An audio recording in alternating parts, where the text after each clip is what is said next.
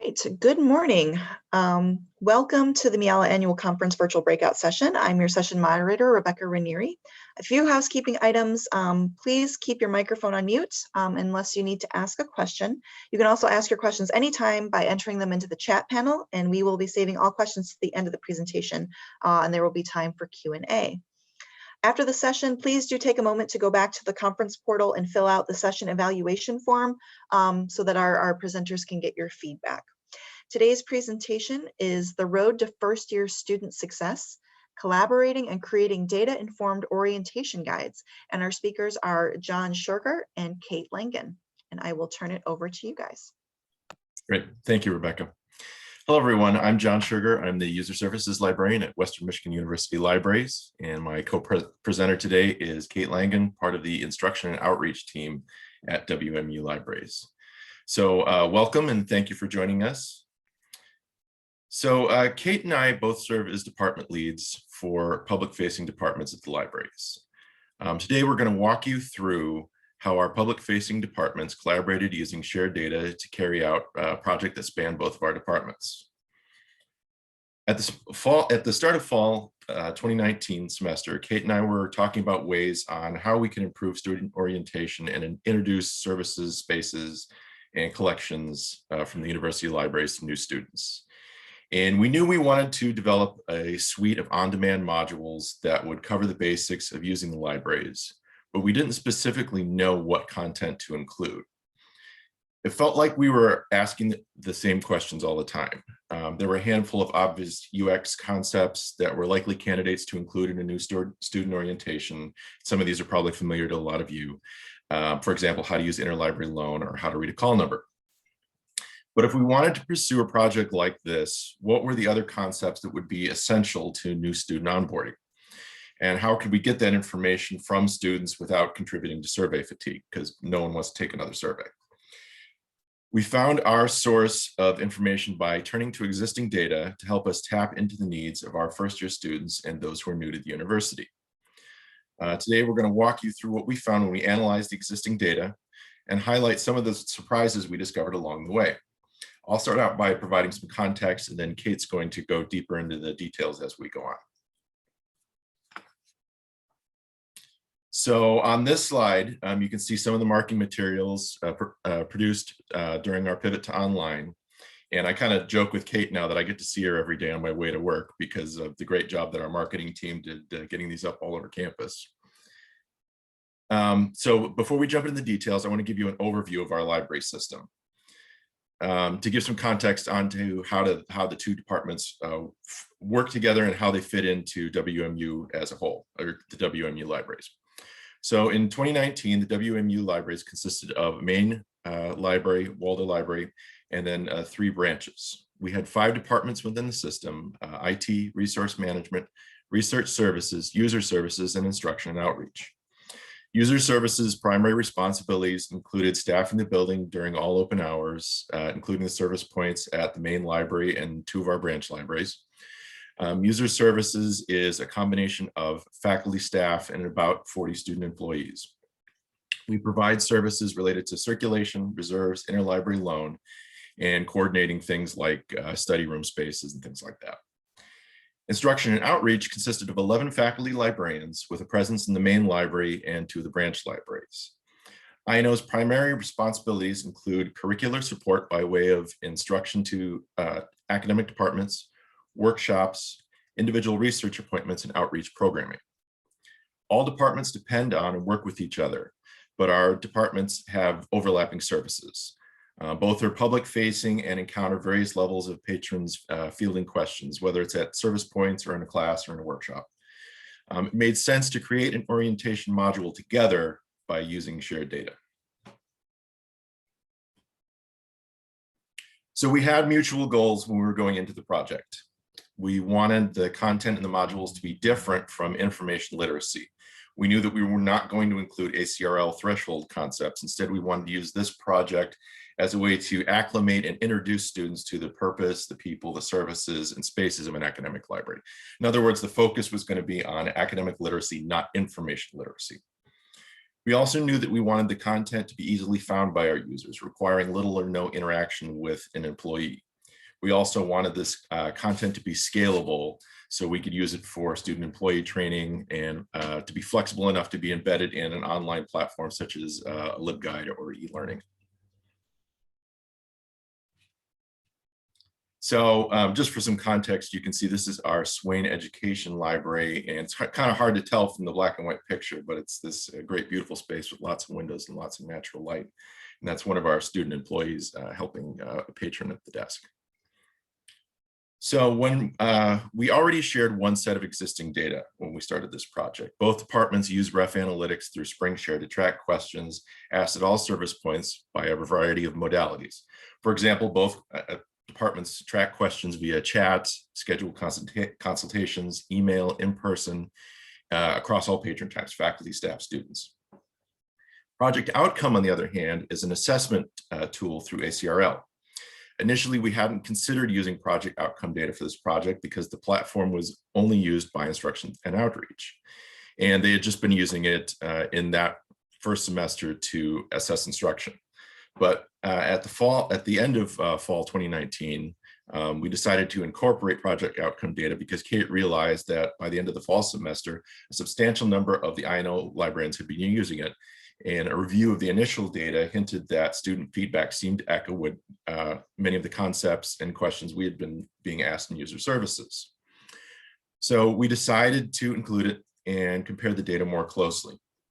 We weren't sure what we would find, but we wanted to see where the data from Ref Analytics and Project Outcome intersected, and if the project would add to our understanding of what concepts students would need in orientation modules. To get the project set up, we submitted a blanket expedited HSIRB application that gave us access to all Project Outcome instruction data, not just Kate's classes, but for all the subject librarians. The HSIRB also protected us with any unforeseen identifiable data sources because there was a blend of not just electronic surveys, but also paper ones as well. The Ref Analytics data is already anonymous, but the HSIRB also gave us some flexibility in growing the study in case we need to add more data sources, which we did. We also used a whiteboard to track student feedback, and we'll talk about that a little bit later in the presentation. So we committed to a content analysis approach to the data. Content analysis is essentially a method of looking at existing communications and qualitative sources of data. Since we were working with such a large data set, we thought it would be helpful to code Ref Analytics first because it's less open-ended, unlike the data we will see in Project Outcome. We coded the first 50 responses of Ref Analytics together to identify themes. I then completed the coding of the remaining Ref Analytics, and Kate then completed the coding for our Project Outcome. We also then solicited feedback from students on a whiteboard in the lobby of the main Waldo library, and then we coded that together. We compared the data and then developed a project plan to develop the content, which included creating learning outcomes for different modules and also developing the modules themselves. So here you can see a preview of the 5 themes that emerged from the data. And as it says on the slide, the first theme that emerged was an introduction to academic libraries. So some examples of those questions related to understanding what the library does, who works there, what can you find there, and how to get help for classes. The second theme was related to the search interface. Our library search is a branded Primo interface. So all the questions in this theme included questions about navigating it and interpreting results from Primo. The third theme, navigating the library website, captures all questions related to the organization of the library website, where content can be found, how to navigate it. I'm sure you're all familiar with how robust an academic library website can be, and ours is no different. It can be sometimes intimidating to users. Physical space is the fourth theme that emerged, and similar to navigating the library's digital spaces, patrons had many questions regarding navigating the physical space, how to find a call number, where certain collections are, the buildings themselves, where they're located on campus, branches, and unique spaces that were unique to each location. The fifth theme is user services, and that, of course, includes things like access to the building, what is allowed, what's not allowed in the building, services such as technology and printing in the spaces, and where to find study spaces. When thinking about instructional design, these 5 themes are the beginnings of how we want to structure the series of modules. We want a module for each of them that includes the most important subcategories from the data. For example, we know under the physical spaces of the library module, we'll cover specific concepts such as understanding the Library of Congress call number system and how to navigate specific collections in the library.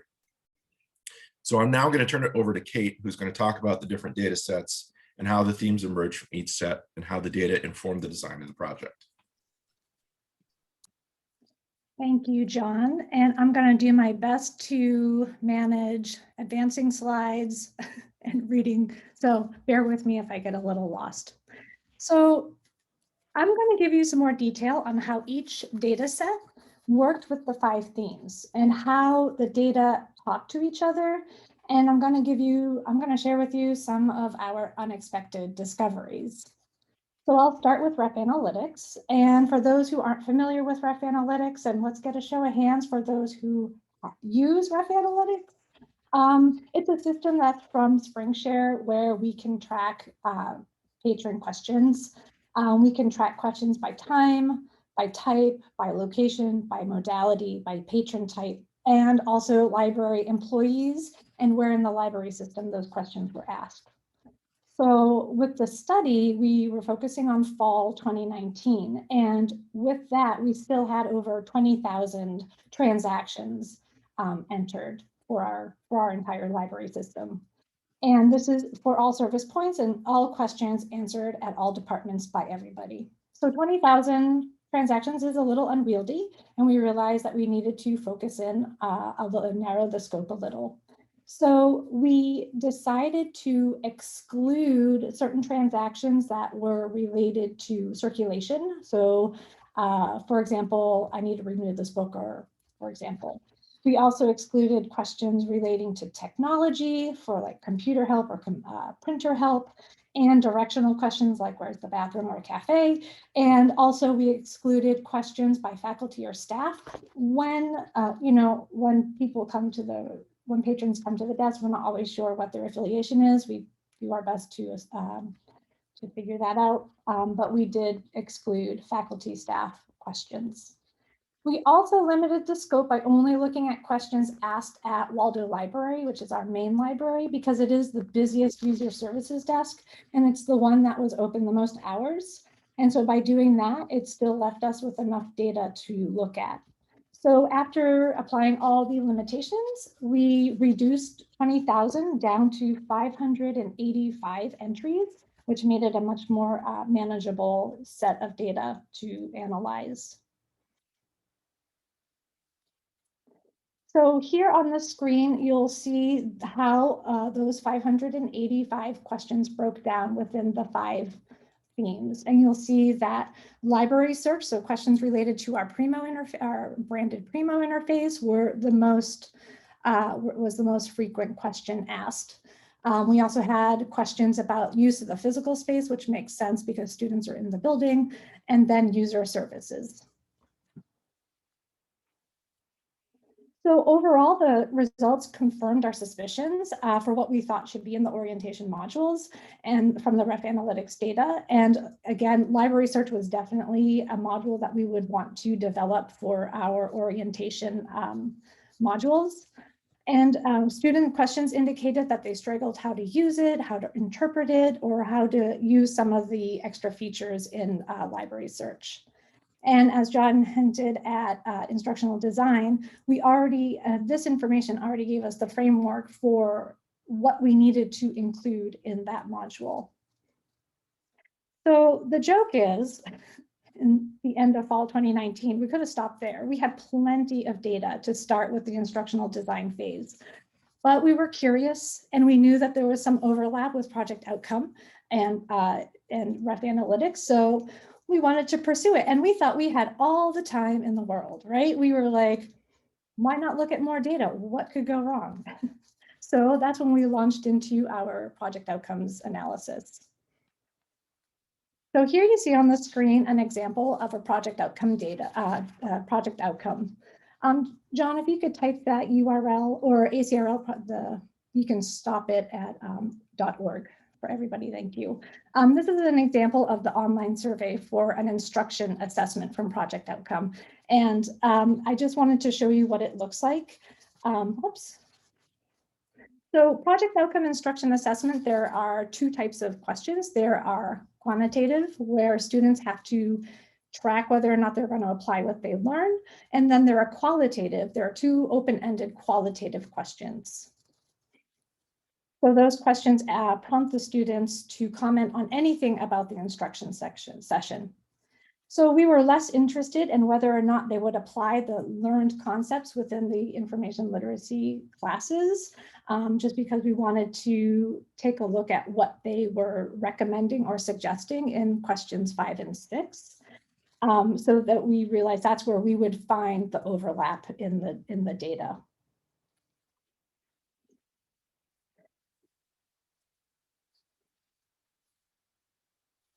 So oh, I keep going ahead. Sorry about that, you guys. So here on this slide, I just want to tell you a little bit about the number of project outcome assessments we had for the fall of 2019. As John mentioned, this was the first academic semester, full semester, that we had applied project outcome in our instruction and outreach department. So at the beginning of our study, we weren't quite sure how many librarians would have adopted project outcome, but by the end of the fall semester, we realized we had quite a substantial amount of data. And we've realized that all instruction and outreach librarians had actually used it at least once during the fall semester. And in fact, it had been used 32 times, or to assess 32 different instruction or information literacy classes. And those classes were distributed across 4 colleges. So that was telling us that we had a pretty diverse range of information. It wasn't just like skewed to, like, say, one academic college. 27 of those classes were undergraduate and 5 were graduate. So in all, we had 450 unique complete assessments to analyze. And we were just confident that no one discipline was overly represented and that there was diversity in the sample.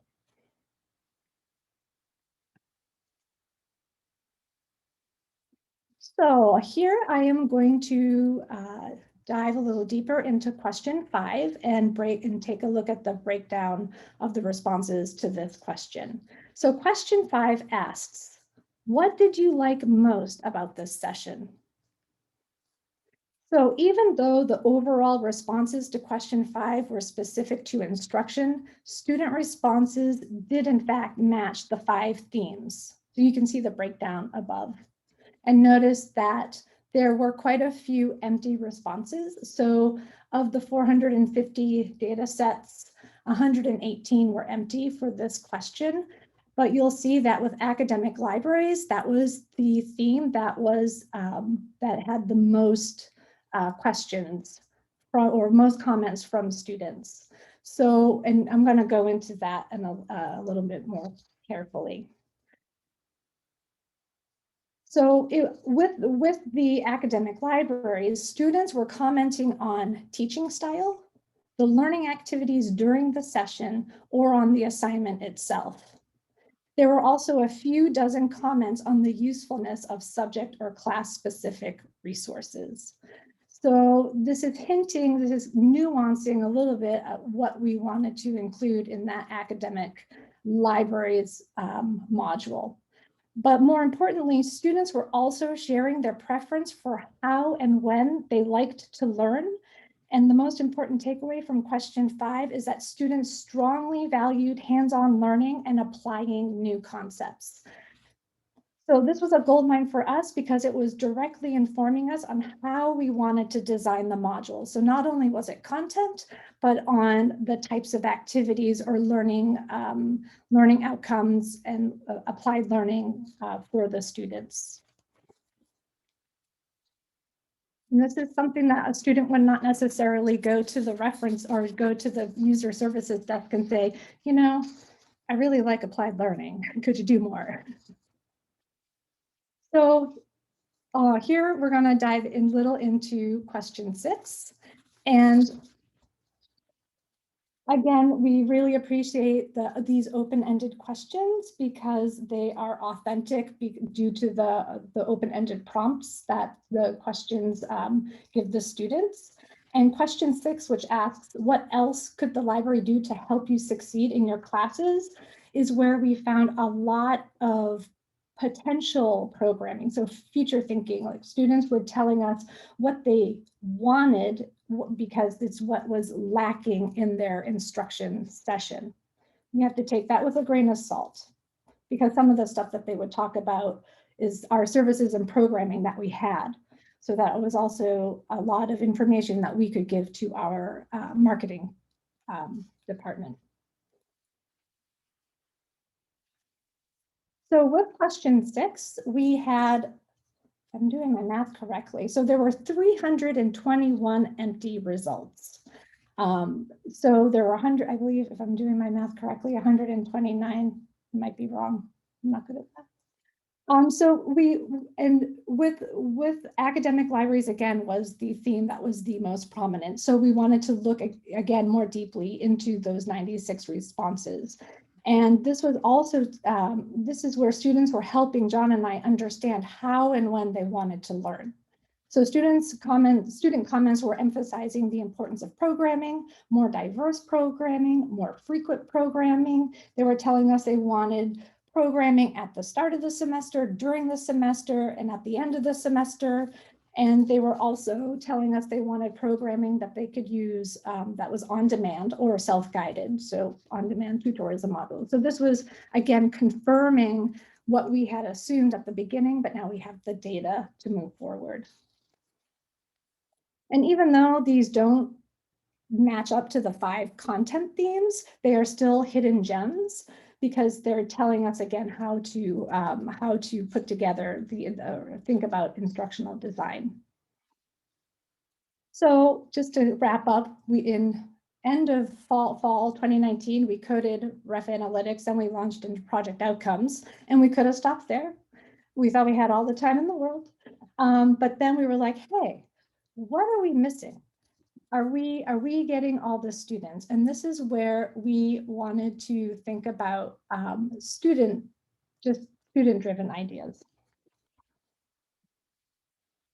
So in late January 2020, when we were, what I like to say, young and naive, we decided to capture more student feedback casually by using a whiteboard. So it wasn't a survey, it wasn't a user experience survey, it wasn't like a HSIRB, even though it was approved through HSIRB. And we just wanted to use this in case we missed anything, because we realized that we found some really unexpected information from Project Outcomes. So what could yet another data point give us? And we were hoping it would echo what Ref Analytics and Project Outcome provided. It did and it didn't, so we'll show you that in a few minutes. So we placed the whiteboard in the atrium of Waldo Library, and we had it out from January 23rd to January 29th, I believe. And we had the HSIRB notification up. We had the prompt for the question in my really awful handwriting. And then we left the markers out and we just let it go. We just let students let students write whatever they wanted. We checked the board every morning and we would take pictures just to track information.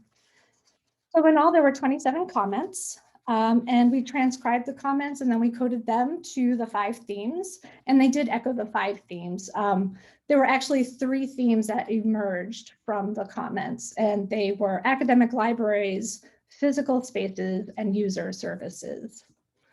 However, within those 3, there was one that emerged that was that dominated. And this was what you see here on the screen. It's the bookstore is a joke. And I just want to be very clear, this is not a dig on the bookstore, but we were very interested to hear about students talking about access to materials. So we didn't censor, we didn't take down anything. So the 10 of the 27 comments related to the idea of textbooks, money, or to purchase textbooks, or free access to course materials through the university libraries. And then also just flat out financial concerns about buying books from the bookstore. So what we call this a conversation. So here you see the first comment, the bookstore is a joke. Then we see on the middle image, the bookstore is a joke is circled. So that is part of the conversation. That's another student coming in and emphasizing it. Then someone else comes in and adds the exclamation points.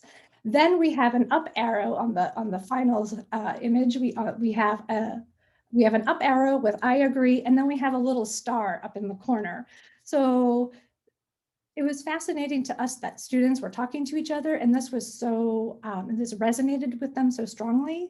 We're not really sure what to do with this data. It doesn't really fit into our overall project, but we're definitely going to share this with our colleagues who work closely with OER, because I think this is a very important piece of information for them. And then also, what can we do in our orientation modules? We'll have to rethink that piece. So it was a fascinating little discovery. So finally, when we were comparing the data, we see that students are consistently asking for the same things, but they're asking for the same things in different ways. And by this, I'm saying that it's truly on academic literacy, meaning they really need help acclimating to services, spaces, resources, and people of an academic library. But what I also find intriguing is that each data set, provides a unique perspective into that concept. So the modality of how we were tracking or they were asking their question plays into the data itself. So for example, students coming to coming to the user services desk were asking very specific questions about library search, whereas that all but disappeared when we're looking at project outcome questions 5 and 6. So that's where that shifts back over to academic libraries. And remember, academic libraries is the people, the overall concept of an academic library, its purpose, what it houses, experts available. That's where project outcome 5 and 6 were most focused. And then with the whiteboard, we had that anomaly, which again, we considered that the OER or the access to textbooks as part of academic libraries. So that's where that was more heavily focused. And what we love about this is we pretty much did all of this without having to do yet another survey. That was really where we, when we started this project, we really didn't want to contribute to survey fatigue, and just to see how rich the data is and how insightful it is was really exciting. Oh, my image isn't great. Sorry about that. So this is an image of a student at Waldo Library, spring semester 2020, maybe fall 2020. So here I like to say what happened. So yeah, big pivot. So we had set out to have the content done by end of spring semester 2020. And we wanted to take the summer 2020 to edit, test, tweak, and disseminate and be ready to launch for fall 2020. So we got as far as the content analysis, and then we had designed the data and we knew what content we wanted to deliver. And we were right at the point in, say, February, March, where we were ready to start identifying colleagues in the libraries to help us produce these materials. And then March happened.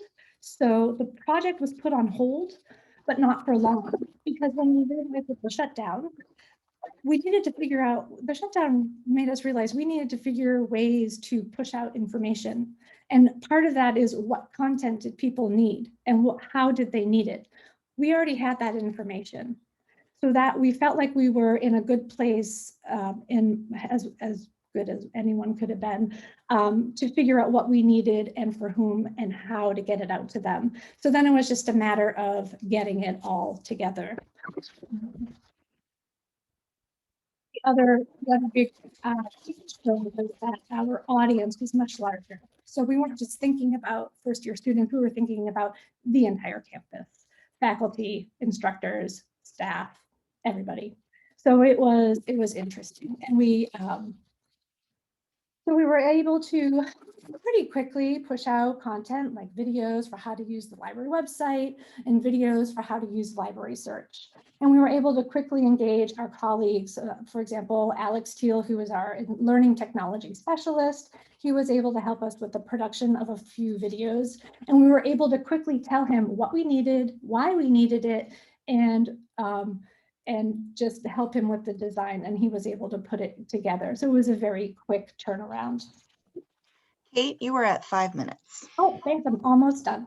So some of the other immediate adaptations were used for instruction. So for me, I used a lot of this information to push out some on-demand information literacy tutorials. So even though we said it was for academic literacy, I was able to apply it to some of the information literacy on-demand tutorials I created, and John can share the link to my LibGuide. It's through Credo, so some of it's Credo, some of it's original content. So you may not be able to see all of it, but what was most important is that we were able to take this data and quickly apply it. So it was, despite having been derailed in March, we were able to use what we learned.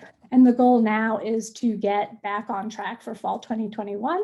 I'm sure all of you are thinking in the same way we are. We have 2 years of first-year student cohort, and how can we get them acclimated? So that's our goal. So I'm going to end with a few questions. So I was curious to see who uses SpringShare Ref Analytics and who uses ACRL Project Outcome. You can just put in the chat if you want, but I'm really curious to hear from others, like what other data sources immediately come to mind for your institution to collaborate and share, and what collaborative projects immediately come to mind for your institution.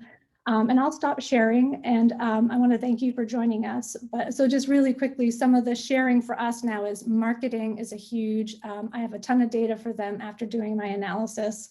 And then also for our OER team, I have a ton of information to share with them as well.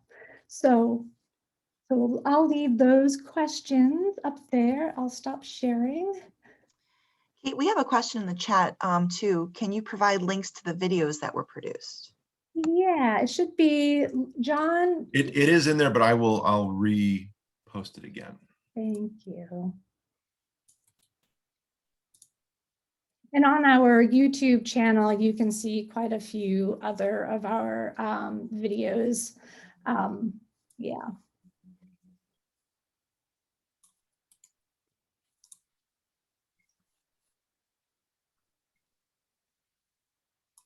So I am on the ACRL Project Outcome editorial board. I'll be vice chair this coming year and then chair the year after.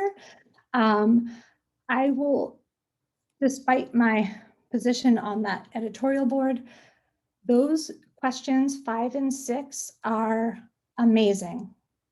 Student responses, they are anonymous, they are authentic, and they are so rich and tapping into how they value the libraries, what they value in the libraries, what they want in the libraries.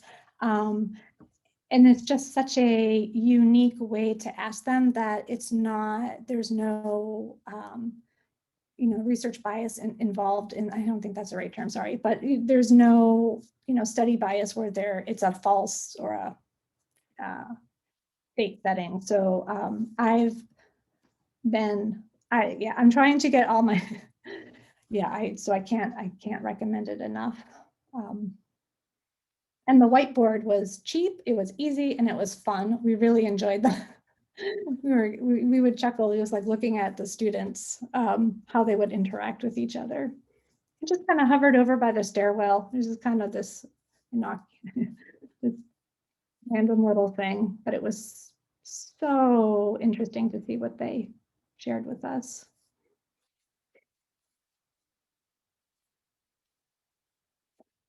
So Kathy, no, not really. And in fact, John and I really feel like Kathy is saying it sounds like COVID did not really derail the project very much. So it didn't, except we didn't ultimately make the orientation modules. Instead, we were like, oh, okay, the entire university needs it now. So it just kind of expanded it. And we had to, you know, we created a guide for faculty and instructors to help them finish the end of the semester. And we were able to use a lot of these concepts like for faculty and instructors just to get through the rest of the spring semester. And then able to inform our information literacy people who teach there to figure out how students want to learn, when they want to learn, because everything was remote, right? Remote, so to not, yeah. Do we also have a library? We do have a library FAQ. I'm looking at it, see if I- Yeah, it's under revision. John and I actually used to take over used to be in charge of the FAQ, and we just handed it over to our marketing team. So it was a blend of where to go for what, and we would try to link out to videos. But I think it'll be more effective if we give it to the marketing team to have better language, you know, to make sure we have the same language and same style. Yeah. So why did we decide to put the tutorials behind a login? So Liz, the tutorials are a blend of pre-made content through Credo. So I don't know if any of you use the Credo information literacy tutorials. And then some of the content is homemade. So I made some of the videos and content and pulled in databases and learning objects. And then I pulled in some of the Credo videos, applied tutorials.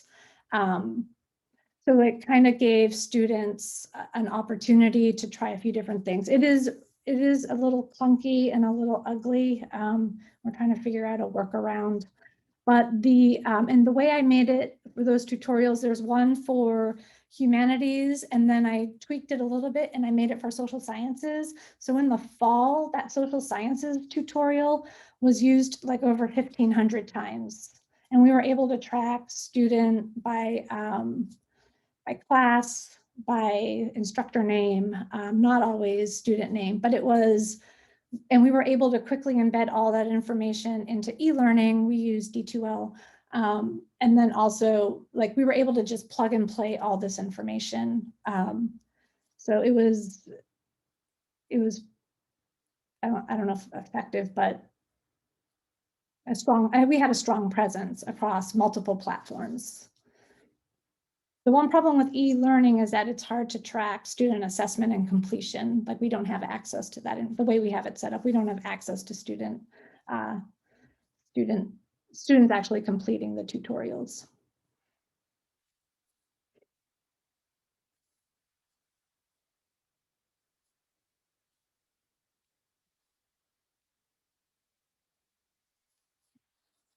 John, do you have anything else to add? No, I don't think so. I'll just kind of echo what you said. You know, we we knew that there was going to be a need for this. We didn't quite anticipate how fortuitous it actually was going to end up being. So, you know, it was luck on our part, but yeah, I think it worked out really well. Yeah. So Kathy's including short quizzes on your tutorials. Yeah, so the Credo content does actually, there are some quizzes and some of them are locked behind that login. And that's one of the big barriers to getting students to do the information literacy modules. Oh, are you talking about for the orientation modules, what we're doing? Or are you talking about the information literacy? Because that is actually something John and I have been kicking around. Like, we never actually got there. We weren't sure if we would want to assess student learning and how. With the orientation modules, we really were just thinking orientation modules would be, hey, welcome to the university. Here's what we have, you know, go through this suite of things and make it less peachy. Whereas short and fun, and I right. remember we talked about it being quick, so it wasn't something right. someone would have to scroll through pages and pages of information. Right, and then for the information literacy tutorials, yes, there are multiple quizzes embedded into So I believe the one that John shared is the humanities one. So at the end of each module, there is a link to student assessment for that section. So I think it's like using the library website. I created a quiz. So I created a video using the library website. Then I created a quiz using LibWizard. And I did the same for the using library search. We created the video, then I created a tutorial through LibWizard. So that's how we were able to track student assessment. And then with some of them, we just used the pre-made Credo quizzes as well. So multiple platforms. They are getting used. The clicks are pretty high. And like I said, that social sciences one was, I haven't looked at the numbers actually at all this semester, but I can only imagine, I don't know, I'll have to go look. Yeah, no one wants quizzes. So when the plan was an orientation module, how did you plan to share this? Was it going to be required for new students? So that's a great question. And we were gunning for a welcome to the university libraries landing page on the library's website. So we were hoping that we could just have a place where new to the university libraries start here for learning about all the different things. So no, not required, but just available. Now saying that we do want to use this information to help us shape our first year experience program. We're going to take this info and definitely make sure the learning outcomes for first year experience align with what we found for orientation. Our first year experience program for the libraries will be focusing on that academic literacy, not information literacy. So this is a perfect set of information for us to refer to. So first year is not required, first year experience. What? So they've been cutting off the room at exactly 10:45. Yeah. So I do want to just thank our presenters very much. And you can always get into contact with them through their email on the portal if you have further questions. And please don't forget to fill out that session feedback form. I'm going to stop the recording, but again, thank you all very much. Thank you. Thank you, Rebecca, for moderating. Everybody, thank you and have a great weekend.